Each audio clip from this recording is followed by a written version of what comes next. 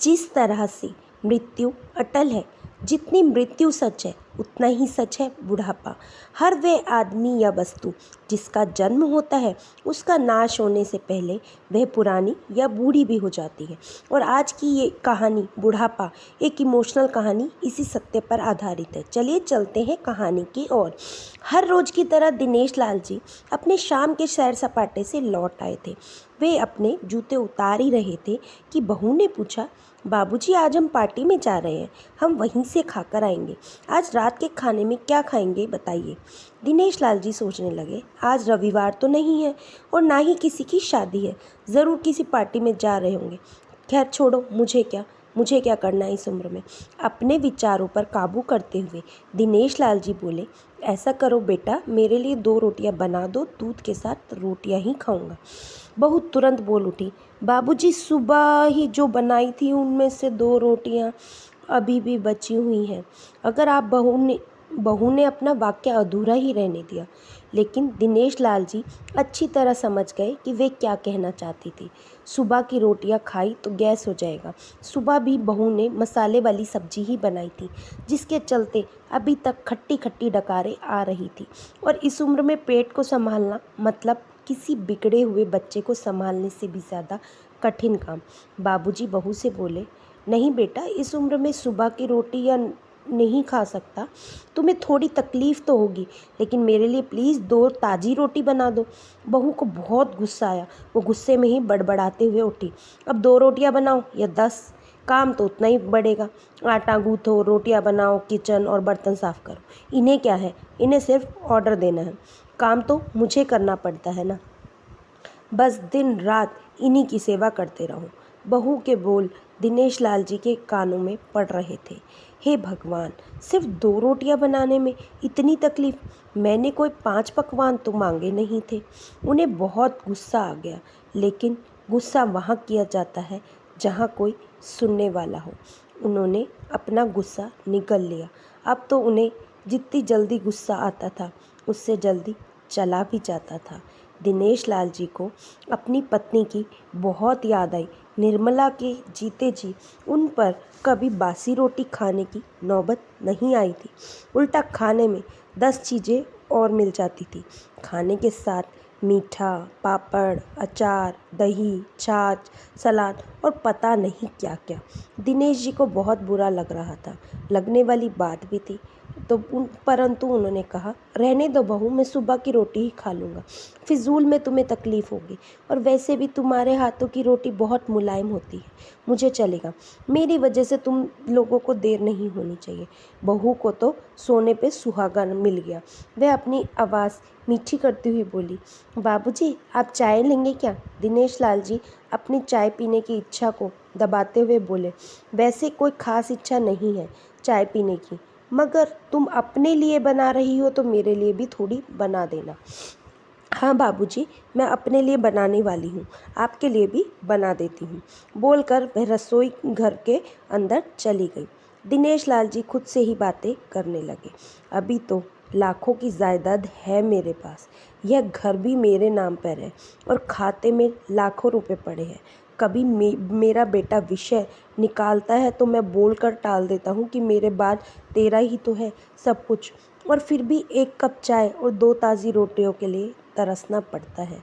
तो उन बूढ़ों का क्या होता होगा जिसके पास संपत्ति के नाम पर सिर्फ पुरानी यादों के कुछ भी नहीं होता।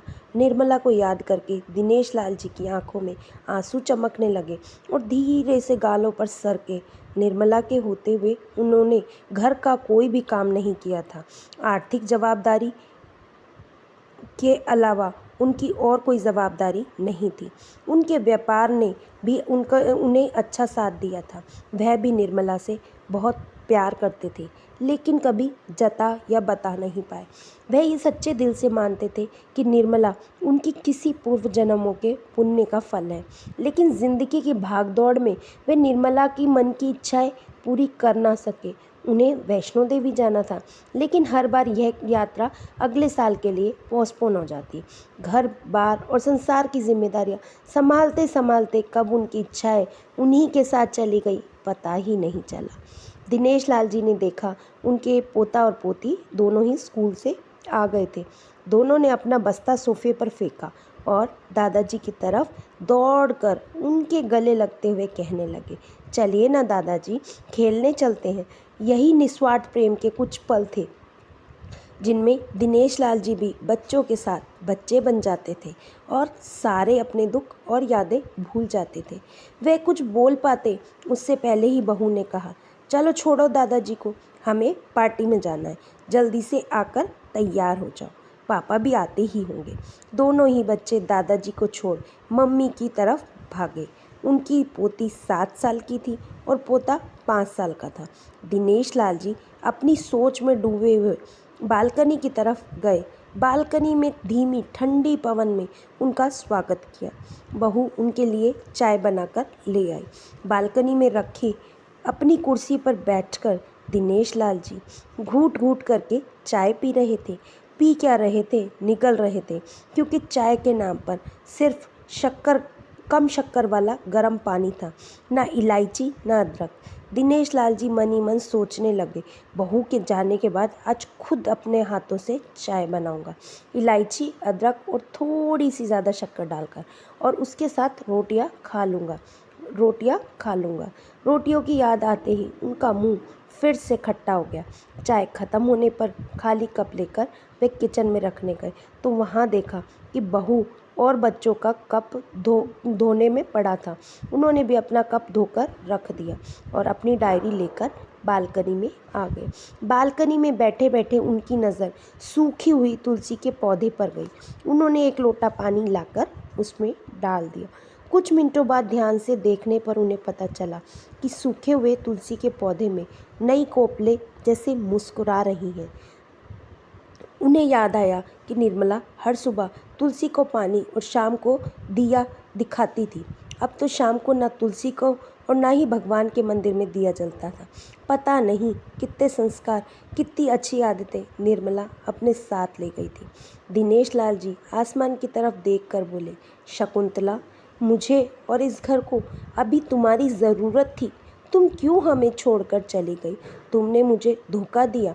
तुमने हमेशा साथ रहने का वचन तोड़ दिया। तुम मुझे अकेला छोड़कर चली गई। दिनेश लाल जी की आंखें भर आई। पापा, इतनी ठंडी हवाएं बह रही हैं और आप हैं कि बालकनी में बैठे हैं। अंदर आ जाइए, नहीं तो बीमार हो जाएंगे, बेटे ने दिनेश लाल जी से कहा। बेटा, बहू और पोता पोती सब तैयार होकर पार्टी के लिए निकल रहे थे। किसी ने भी झूठ मूठी मन रखने के लिए भी उनसे नहीं पूछा कि साथ चलिए। बाबा, आप खाना खाकर जल्दी सो जाइएगा, हमें आने में ज़रा देर हो जाएगी। ज़्यादा देर तक जागना आपकी सेहत के लिए अच्छा नहीं है। हमारे पास घर की दूसरी चाबी है, हमारी चिंता मत कीजिए, बेटे नहीं जाते हुए कहा। ऐसे बोल रहे हैं जैसे मेरी सेहत की बहुत फिक्र है। कितने दिनों से बोल रहा हूँ, डॉक्टर के पास ले चलो, बीपी बढ़ा हुआ है, शुगर भी चेक करवाना है। थोड़ा सा भी चलता हूँ तो हाफनी आने लगती है। बेटा कहता है कि बुढ़ापे में ये सब तो होता ही है, ज़्यादा भ्रम मत पालिए। वाह बेटा, बूढ़े बाप के पास बैठने के लिए थोड़ा सा भी टाइम नहीं है तेरे पास, और पार्टी के लिए टाइम ही टाइम है। ऐसे अनगिनत विचार उनके दिमाग में चल रहे थे, लेकिन फिर भी उन्होंने हाँ में सिर हिलाया। सभी पार्टी में चले गए। दिनेश लाल जी हॉल में रखे कुर्सी पर आकर बैठे। खाना खाने की अभी कोई इच्छा थी नहीं, इसलिए टीवी चालू की। आज वैलेंटाइन डे था, प्यार का दिन, इसलिए टीवी पर भी उसी के बारे में दिखाया जा रहा था।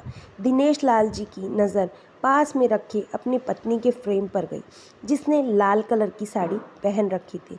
प्यार तो उन्होंने भी खूब किया था निर्मला जी से, पूरी ज़िंदगी किया था, जी जान से किया था, लेकिन कभी बोल ही नहीं पाए। टीवी पर दिखा रहे थे, लोगों ने लाल कपड़े पहन रखे थे, हाथों में लाल फूलों के गुच्छे लेकर वे ग्रीटिंग कार्ड्स की खरीदी कर रहे थे। पता नहीं दिनेश लाल जी के मन में क्या आया, उन्होंने अपने पैसों का बटवा लिया और निकल पड़े।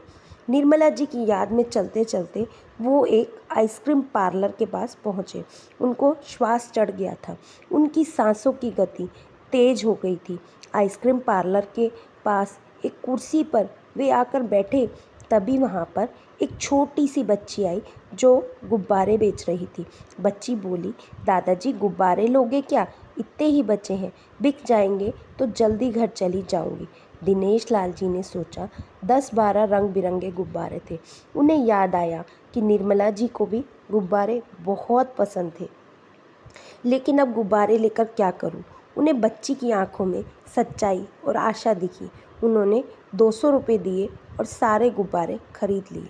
उन्हें फिर से निर्मला जी की याद आई, क्योंकि वह भी घर से निकलते समय हमेशा थोड़े एक्स्ट्रा पैसे लेकर निकलती थी और किसी ना किसी ज़रूरतमंद की मदद किया करती थी। कभी वो टोकते तो वे कहती, हमें भगवान ने लेने वालों के नहीं देने वालों की लाइन में खड़ा किया है और थोड़े से रुपए के बदले में लाखों की दुआएं मिलती हैं, तो मुझे टोका मत कीजिए प्लीज़। आंखों में आंसुओं के साथ दिनेश लाल जी खड़े हुए रास्तों के बीचों बीच आए। उन्होंने आसमान की तरफ देखा, अपने हाथों में पकड़े गुब्बारे आसमान में छोड़ दिए और चिल्ला कर बोले, निर्मला, मैं तुमसे बहुत प्यार करता हूँ। उनकी सांसों की गति बढ़ गई, उनका शरीर लड़खड़ाया और ज़मीन पर धड़ गिर पड़ा। आसपास के लोगों को कुछ पता भी नहीं चला। उससे पहले ही दिनेश लाल जी ने इस मोह माया की दुनिया से अलविदा कह दिया। उन्हें अपनी पत्नी से मिलने की बहुत जल्दी थी शायद। आशा करती हूँ दोस्तों, ये कहानी आपको पसंद आई होगी। ये आज के जीवन की सच्चाई है। जीवन में अगर एक पहिया, कहते हैं ना कि स्त्री और पुरुष गाड़ी के 2 पहियों की तरह होते हैं, और एक पहिया खिसक जाए ना, ज़िंदगी बहुत नीरस हो जाती है। आशा करती हूँ आपको ये कहानी पसंद आई होगी। कहानी पसंद आई हो तो चैनल को लाइक, शेयर, सब्सक्राइब करना ना भूलिएगा। फिर मिलेंगे दोस्तों एक नई कहानी के साथ। तब तक हंसते रहिए, मुस्कुराते रहिए, खुश रहिए और स्वास्थ्य का ध्यान रखिए।